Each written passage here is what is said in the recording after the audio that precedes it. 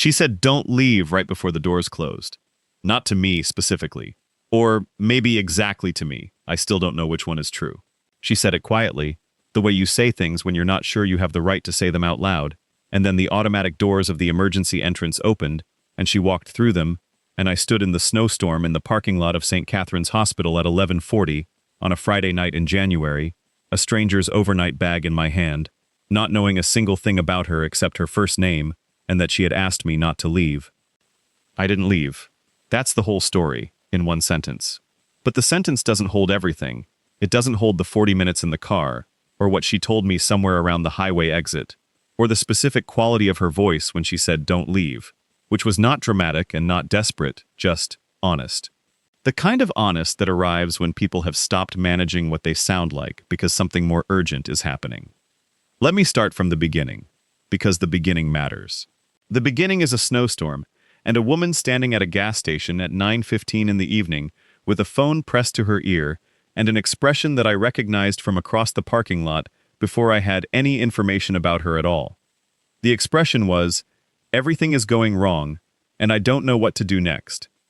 I know that expression. I have worn it myself, and I saw it on a stranger's face across a gas station parking lot in the middle of the worst January storm Eugene, Oregon had seen in 11 years, and I made a decision in about 4 seconds that I want to tell you everything about.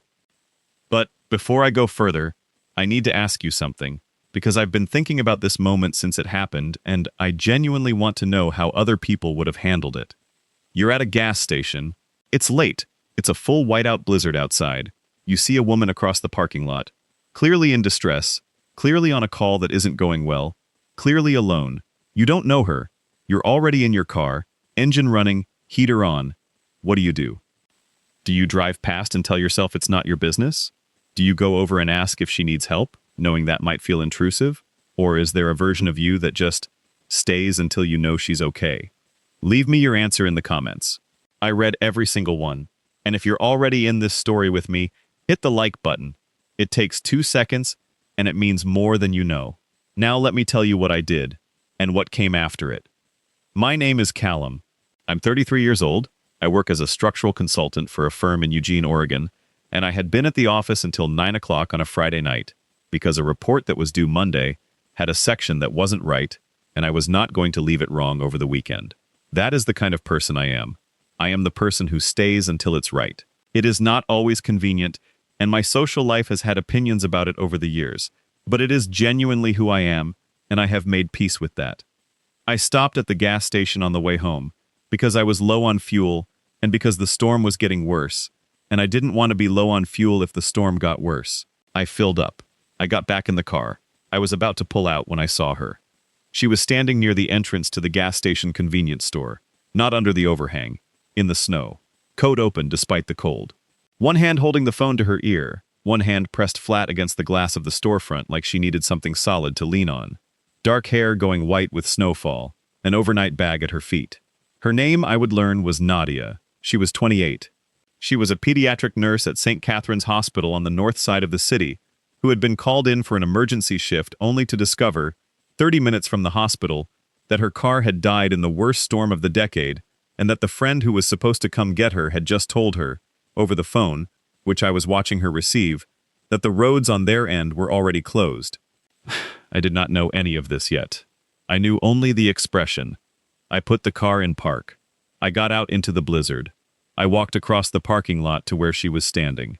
She saw me coming, and her expression did the thing that women's expressions do in parking lots at night when a stranger approaches. The immediate, reasonable, entirely justified calculation of whether this was safe. I understood the calculation. I stopped at a distance that was not intrusive, and I said, "I don't want to make this worse. But you look like you need a ride. If you do, I'm going that direction." I pointed vaguely north, which was where the hospital was, and which was also approximately where my apartment was, which was convenient, but which I would have said regardless. She looked at me. She looked at the storm. She looked at her phone. She said, "I'm a nurse. I have to get to St. Catherine's." "I know where it is," I said. A pause. The snow came down between us. She made the calculation. "Okay," she said. I picked up her overnight bag. We got in the car. The drive took 40 minutes. It should have taken 20, but the roads were what they were, and visibility was what it was, and I drove the way I drive in bad conditions, which is slowly and carefully and with all of my attention on the road. Nadia sat in the passenger seat with her phone in her hands and in the first 10 minutes said almost nothing. I did not push. I kept both hands on the wheel and the radio off, and I drove. Around the highway exit, she spoke. My mother was admitted this afternoon, she said. Not as a conversation opener, as a statement of fact that had been sitting in her chest and needed somewhere to go. St. Catherine's. That's why I'm doing the emergency shift. I wanted to be close. I didn't say anything for a moment. Then I said, "Is she okay?" "They don't know yet." A pause. "She called me at 4. She said she wasn't feeling right. I told her to call an ambulance." Another pause. "She waited 2 hours to call. She always waits. She thinks she's being dramatic." I kept my eyes on the road. The snow was horizontal now, coming at the windshield in waves. "What's her name?" I said. Nadia looked at me. "What?" "Your mother. What's her name?" A beat. "Rosemary," she said. "Everyone calls her Rosie." "Then let's get you there for Rosie," I said. She was quiet after that. Not the silence of someone who had nothing to say, the silence of someone who had too much and was holding it carefully. I drove. The heater ran, the wipers fought the snow. Somewhere in the middle of the drive, she turned her face toward the window, and I did not look at her directly because she had not asked me to witness whatever was happening, and I thought the most useful thing I could do was give her the privacy of the dark car and the storm outside. When we pulled into the St. Catherine's emergency entrance, the parking lot was half-plowed and bright, with hospital light even at this hour. I stopped as close to the doors as I could. Nadia reached for her bag, and I had already gotten it from the back seat, and she looked at me. The first time she had looked at me directly, and for more than a second since we got in the car. "Thank you," she said. It came out smaller than I think she intended. "Go," I said. "She's in there." She got out. She was 3 steps from the car when she turned back. The automatic doors were already opening behind her, snow swirling in through the gap, her face in the cold hospital light. "Don't leave," she said, and then she was through the doors. I sat in the car for a moment. Engine running, heater going, the snow falling on the windshield. I thought about what she had said and what it meant, whether it was a request or a reflex, whether she had said it to me specifically or to the situation in general. The way you say things when you're scared and you need something to stay fixed while everything else moves. I thought about Rosie, who had waited 2 hours to call because she didn't want to be dramatic. I put the car in park. I turned the engine off. I went inside. The emergency waiting room at St. Catherine's at midnight in a January blizzard had the specific quality of a place where time has stopped mattering. People in chairs at various stages of waiting, the particular fluorescent light that emergency rooms have, a television on mute in the corner showing weather coverage of the storm, a coffee machine near the wall that looked like it had been running since the previous decade. I found a seat. I got coffee from the machine, which was exactly what you would expect. I sat down. I was still in my work clothes. Good coat, the kind I wore to client meetings. And I had my laptop bag with me because I had come from the office, and I had the report section that wasn't right on my laptop, and I thought, I am here anyway. I might as well finish it. So I sat in the waiting room of St. Catherine's Hospital at midnight in a blizzard, and I worked on the report. It was 40 minutes before Nadia came back through the doors from the ward side. She stopped when she saw me. She had changed into her scrubs, which made her look different. Professional, more contained, the coat and the snow-covered hair gone. She stood in the doorway looking at me, with an expression I could not read. "You stayed," she said. "You asked me to," I said. "I didn't think you actually would." "Here's your bag," I said. I had kept it with me. She came and sat in the chair beside me, not across from me, beside me, close enough that I could have handed her the coffee without reaching much. She looked at the floor for a moment and I waited. "She's stable," she said. "They're running tests. It was her heart. She's going to be okay. Probably. They think." She pressed her lips together. She was going to wait until morning to call me. I looked at the floor beside her. "Rosie," I said. "Rosie." Something in her voice did something. She said she didn't want to worry me. "She sounds like someone who thinks about other people too much," I said. A pause. Then, quietly, "Where do you think I get it from?" I looked at her. Her profile. The exhaustion in it. The specific kind of exhaustion that belongs to someone who has been managing their fear for 6 hours and can feel the management slipping now that the worst is probably over. "What's your name?" she said. I didn't ask. I should have asked. "Callum," I said. She repeated it. "Callum." She looked at my laptop bag. "Were you working?" "The report I'm finishing isn't going to finish itself," I said. She looked at me for a moment. Then she said, "You stayed in the waiting room of an emergency room at midnight in a blizzard to finish a work report. And to be here," I said, "when you came back." She looked at her hands. She was quiet for long enough that I wondered if she needed me to say something, and then I decided she probably didn't, that she was a person who needed the silence to have what it needed to have in it, and that I could give her that. "I don't know why I said that," she said finally. "Don't leave. I don't know why I said it. I barely know you." "You were scared," I said. "I'm always scared when it's my mother," she said. "I've been a nurse for 5 years. I know how fast things can—" She stopped. "I know how fast." "Yeah," I said. We sat in the waiting room for another hour, not talking much. I worked on the report intermittently. She checked her phone, went back to the ward twice briefly, came back and sat in the chair beside me both times without any explanation, which I found I didn't need.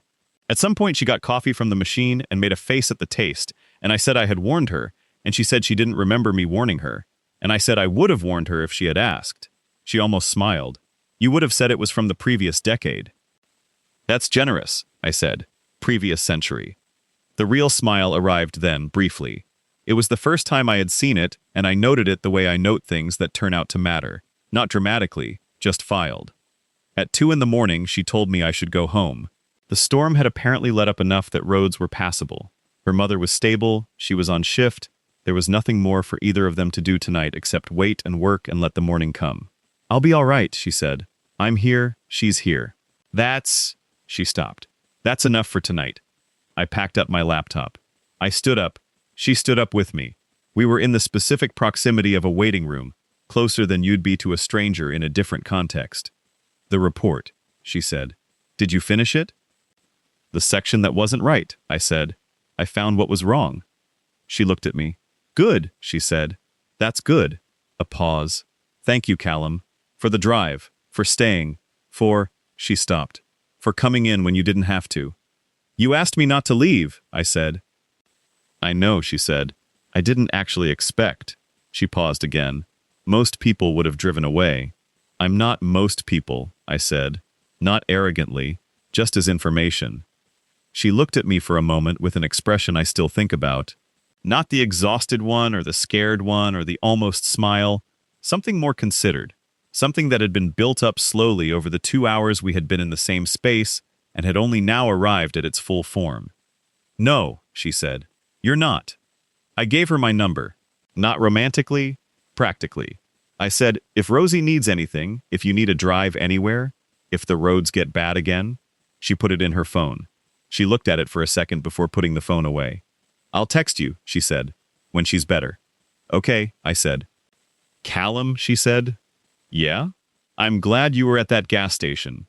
I thought about the report that wasn't right, and the Friday night I had stayed at the office until 9, and the fuel gauge that had made me stop. I thought about how many decisions go into being somewhere at a specific moment in a specific storm." "Me too," I said. I drove home in the let-up of the storm, the roads half clear and the city quiet under snow. I got home at 2:45. I made tea because it was too late for coffee and I was going to need to sleep sometime. I sat at my kitchen table and I thought about a gas station parking lot and an expression I had recognized from across the lot, and a woman who had said, "Don't leave before the doors closed." I finished the tea. I went to bed. My phone buzzed at 8 in the morning. The message said, "Rosie ate breakfast. They're talking about discharge by Monday. She's already arguing with the nurses about whether she needs the IV still. Nadia." I read it twice. I typed back, "Tell Rosie the nurses are right. How are you?" She replied 4 minutes later, "Still in scrubs, haven't slept, but okay. She's okay. That's what matters." I typed, "Go sleep when your shift ends." She typed back, "You sound like a structural consultant who finishes reports at midnight in emergency rooms." I almost laughed at that. I typed, "Guilty. Go sleep, Nadia." She sent, "Thank you, really. N." That was the beginning. Not the gas station. That was the catalyst. Not the "don't leave." That was the pivot. The beginning was the 8 a.m. text about Rosie eating breakfast, and the 4-minute reply, and the specific feeling of reading a message from someone and knowing, with the kind of knowing that doesn't announce itself but simply arrives, that you are going to know this person for a long time. I knew it then. I did not say it. I added her name to my contacts, went and made more tea, and started thinking about how to say what I wanted to say in a way that was accurate and not premature, which is how I think about most things, and which, in this case, took approximately 3 weeks.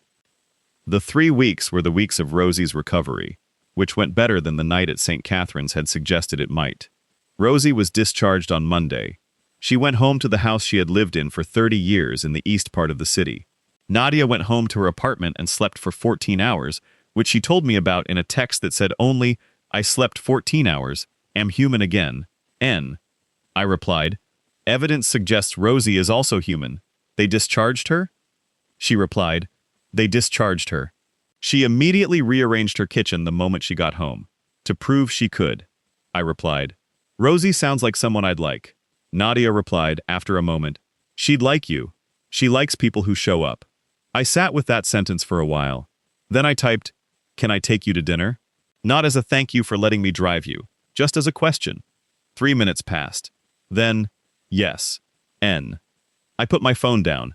Outside, the January snow was still on the ground, the storm from the Friday night frozen into the landscape, the city going about its winter business.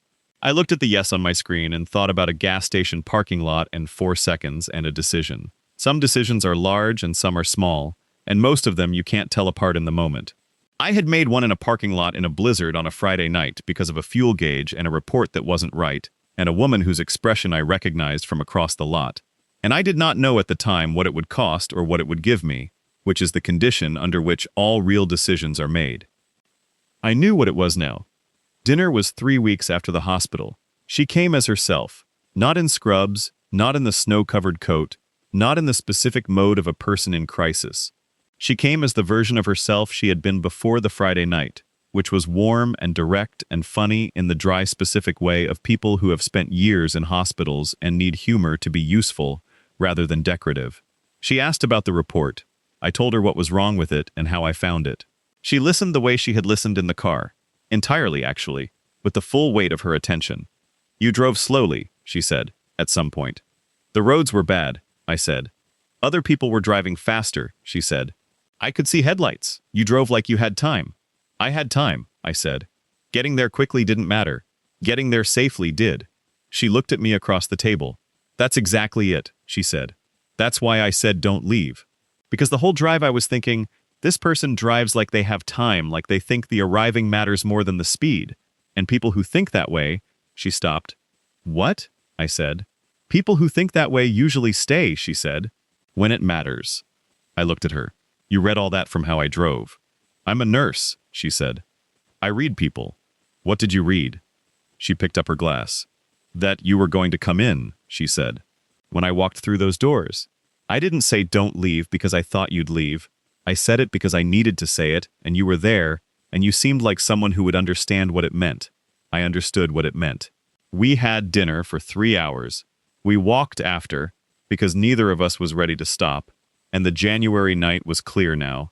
The storm fully gone, and the air the specific cold of after storm, the city bright and clean under the remains of the snow. She told me about pediatric nursing, about what it gave her and what it cost her, about the specific discipline of caring for children who were sick without letting the caring hollow you out. I told her about the structural work, about the way I understood buildings, about the report and what had been wrong with it and why I cared about getting it right even on a Friday night in January. She said, "You stayed at the office until 9 on a Friday because you couldn't leave something wrong." "Yes," I said. "And then you stopped at the gas station because you wouldn't be low on fuel in a storm." "Yes." "And then you got out of the car because you saw someone who needed help." "Yes." She looked at me sideways as we walked. "You don't leave things wrong," she said. "People or reports." "No," I said. "That's a good quality," she said. "It's a rare one." Rosie I met in February. Nadia took me to Sunday dinner at the house in the east part of the city, the one Rosie had lived in for 30 years, and had rearranged the kitchen of the moment she got home from the hospital. Rosie was 63 and small and had Nadia's eyes and the specific energy of someone who has been very sick and come out the other side with an increased intolerance for wasted time. She looked at me across the kitchen table for approximately 30 seconds and then she said, "You're the one from the gas station." "Yes," I said. "She told me about you," Rosie said. "She said you drove slowly." "The roads were bad," I said. Rosie looked at Nadia, then back at me. "I used to tell her," she said, "that the best thing about a person isn't how they act when things are easy. It's how they act when things are hard and no one is watching and there's nothing in it for them." Foreign quote. I looked at Nadia. She was looking at the table. "I was watching," I said. "I had something in it." "What?" Rosie said. "I knew she was going to text me about breakfast," I said. "I just didn't know it yet." Rosie looked at me for another moment. Then she said, "All right," which from Rosie, Nadia told me later, was the highest endorsement she gave. It is May now, 4 months since the gas station. Rosie has been home and well, and arguing with her doctors and rearranging furniture as the spirit moves her. Nadia has 3 night shifts a week, and Sunday dinners with her mother, and a standing Thursday evening with me, that started as dinner, and has become the shape of the week. I have finished the report, and the next one, and the one after that, and I no longer stay until 9 on Friday nights because I have somewhere to be. I think about the fuel gauge sometimes, the specific geometry of a decision, stay late, stop for gas, get back in the car, see a woman across a lot. 4 seconds, get out. And I think about "don't leave," said quietly at the automatic doors of an emergency room in a January blizzard, by a woman who didn't think I would actually stay. I stayed. Not because it was easy. Not because I knew what would come after it. Because the expression across the parking lot was one I recognized. And because there was an overnight bag at her feet. And because the most useful thing I knew how to be that night was the person who was going there anyway. Some love stories start with a meeting at a party or a swipe on an app or a friend of a friend at a dinner. This one started with a blizzard and a fuel gauge and a woman standing in the snow who needed someone to drive slowly and stay. I'm glad I stopped. I'm glad the roads were bad. I'm glad the report wasn't right. All of it. Every inconvenient thing that put me in that parking lot at that hour in that storm, I am glad for. Because she said "don't leave." And I was finally the kind of person who understood exactly what that meant. I want to tell you about the Thursday evenings, because they are what the story became after the gas station and the hospital and the dinner and Rosie's kitchen table. Thursday evenings started as dinner. The first few were at restaurants, different ones, because Nadia had opinions about restaurants in the way she had opinions about most things, which were specific and well-reasoned and usually correct. She had a system for evaluating menus that she explained to me on the second Thursday, which was, a menu that tried to do too many things was a menu that did none of them well. I told her this was also how I evaluated structural proposals. She said she didn't think those were the same thing. I said, a proposal that tried to solve too many problems usually failed to solve the main one. She looked at her menu for a moment. Then she said, "All right, fair." Nadia being fair when presented with evidence she hadn't considered was, I found, one of the most consistent things about her. She had positions, and she held them, and when the evidence changed her position, she said so, and moved on, which is rarer than it should be, and which I filed very early as something significant. By the fourth Thursday, the dinners had moved to her apartment, which she said was because restaurants were expensive and she had a functional kitchen, and which was also because her apartment was the place where she was most herself, and I understood from context that being invited there meant something. Her apartment was small and specific and full of the evidence of who she was. A shelf of medical reference books she still consulted by hand rather than online, a plant named Gerald that was very large and very healthy, a calendar on the wall with her shifts marked in red, and her mother's appointments marked in blue. The refrigerator had notes on it in her own handwriting, reminders, phone numbers, a grocery list that always had something partially crossed out because she had bought most of it but not all of it. I noticed all of it. I noticed things. She started to notice that I noticed things, which produced a specific expression I came to recognize. Somewhere between amused and moved, the expression of someone who is not used to being seen that carefully and is still deciding how it feels. The fifth Thursday she asked me, "What do you notice?" About people, what's the first thing? I thought about it honestly. The expression that doesn't match the situation, I said. When someone's face is doing something different from what the situation calls for, that's usually what's true. She looked at me, like a woman standing in the snow at a gas station, she said. Like that, I said. She was quiet for a moment. What was my expression doing? Everything is wrong and I don't know what to do next, I said. I recognized it. From when? I told her about the last year of my previous relationship, which had ended 18 months before the gas station, in the specific way that things end when two people who were good for each other have become the wrong version of themselves around each other. I told her about the months after, which had not been dramatic but had been quiet in the wrong way, the way of someone waiting to feel like themselves again and being uncertain when that was going to happen. I told her that I had been at the office late on that Friday not only because the report wasn't right, but because going home early to an empty apartment had not, for a long time, felt like something worth rushing toward. She listened the way she listened to everything, entirely, with the full weight of her attention. When I finished, she said, "The fuel gauge." "The fuel gauge," I said. "If you hadn't stayed late, you wouldn't have been low on fuel. If I hadn't been low on fuel, I wouldn't have stopped. If you hadn't stopped." She paused. She looked at Gerald the plant, then at me. "The geometry of it," she said. "The geometry of it," I said. She looked at me for a moment. Then she said, "I'm glad you were having a hard year." I laughed. It came out sudden and real. "That's a terrible thing to say." "I know," she said. "But I mean it. Not the hard part. The staying late part. The fuel gauge part." A pause. "The 4 seconds part." "The 4 seconds," I said. "What were you thinking?" she said. "In the 4 seconds before you got out." I thought about it honestly. I was thinking that I recognized the expression, I said, and that if I drove past it, I would think about it for a long time. "So you got out to avoid thinking about it," she said. "I got out because it was the right thing," I said. "The not thinking about it would have been a side benefit." She smiled then. The full one.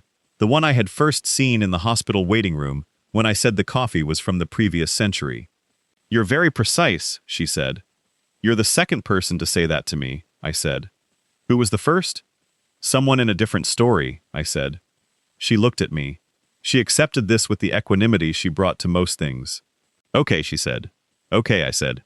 That was the 6th Thursday. By the 8th, the Thursday evenings had become the shape of the week in the way that I described earlier, the fixed point around which the other days organized themselves. Nadia's shifts, my projects, Rosie's appointments, the small logistics of two lives that had started to intersect with enough frequency that the intersections were no longer remarkable, just ongoing. In April, she brought me to Sunday dinner at Rosie's for the second time. Rosie had made a pot roast. The three of us ate at the kitchen table that Rosie had rearranged herself the day she came home from the hospital. Rosie talked about the hospital with the specific critical affection of someone who works in medicine adjacent to her daughter's work and has accumulated strong opinions about the differences between their respective fields.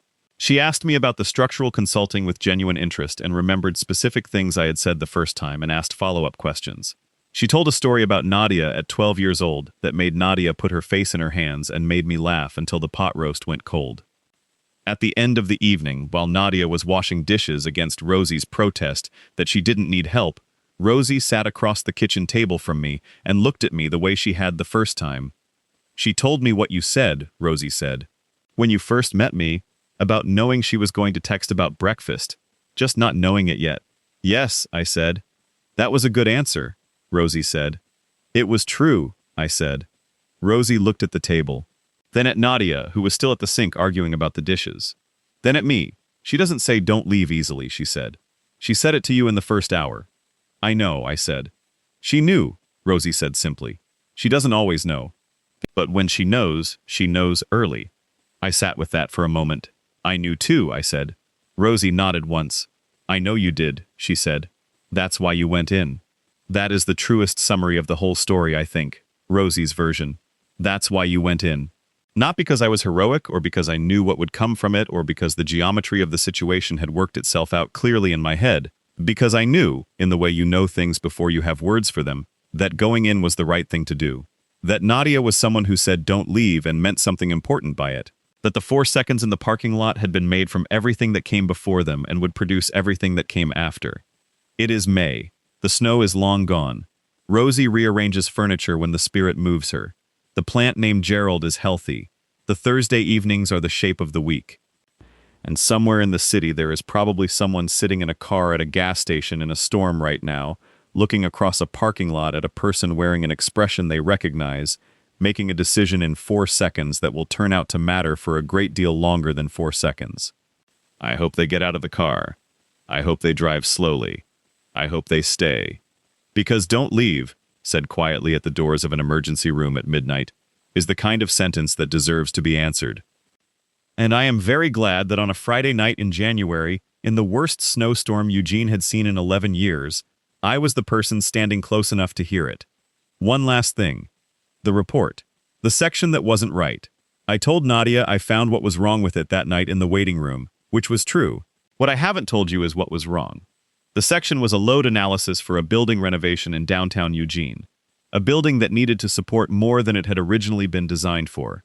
And the question was whether the existing structure could bear that weight, or whether it needed reinforcement first. I had run the numbers 3 times, and they had come out the same 3 times, and something in them still didn't sit right. It was late, and the storm was outside, and I was in a hospital waiting room at midnight, and I opened the laptop and looked at the numbers again. What was wrong was that I had been calculating for the load the building was designed to carry. I hadn't been calculating for the load it had actually been carrying for 30 years, which was different, stronger, in most of the places that mattered, because structures that bear weight over time develop a kind of resilience that you can't account for on paper without knowing the history of the load. The building could hold more than I thought. It just needed someone to look at what it had already been through. I closed the laptop at 1:30 in the morning in the waiting room of St. Catherine's Hospital, and I thought about Nadia on the other side of the doors, and Rosie, who had waited 2 hours to call, and a woman who said, "Don't leave the way you say things when you're not sure you have the right to say them, but you say them anyway, because the alternative is not saying them, and that is worse." I thought, some things are stronger than they look. You just have to know what they've been carrying. I still think about that sometimes, mostly on Thursday evenings.